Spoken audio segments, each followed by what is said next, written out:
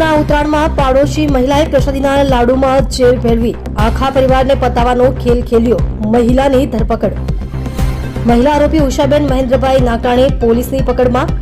શહેરના એક રહીશી વિસ્તારમાં હૃદય કંપાવી દે તેવી ઘટના સામે આવી છે, જેમાં ધાર્મિક આસ્થાના પ્રતીક સમાન પ્રસાદનો ઉપયોગ કરી એક આખા પરિવારને મોતને ઘાટ ઉતારવાનો પ્રયાસ કરવામાં આવ્યો હતો. આ સમગ્ર કાવતરા પાછળ બીજું કોઈ નહીં પણ ઘરની બાજુમાં જ રહેતી એક પાડોશી મહિલા હોવાનો પર્દાફાશ થયો છે.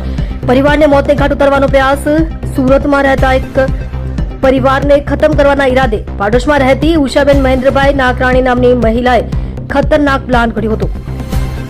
ઉષાબેને પ્રસાદીના લાડુમાં ઝેર ભેળવીને પડોશી પરિવારને આપ્યા હતા. પરિવારના સભ્યો આ લાડુ પ્રસાદી સમજીને ખાઈ લે અને તેમનું મોત નીપજે તેવો ક્રૂર ઈરાદો આ પાછળ છુપાયેલો હતો. પોલીસ કાર્યવાહી અને ધરપકડ આ મામલે ગંભીર નોંધ લેતા પોલીસે ઝીણવટભરી તપાસ હાથ ધરી હતી. તપાસના અંતે કાવતરાનો છેડો પાડોશમાં જ રહેતી ઉષાબેન નાકરાણી સુધી પહોંચ્યો હતો. પોલીસે ત્વરિત કાર્યવાહી કરીને ઉષાબેન વિરુદ્ધ ફરિયાદ નોંધી તેમની ધરપકડ કરી લીધી છે.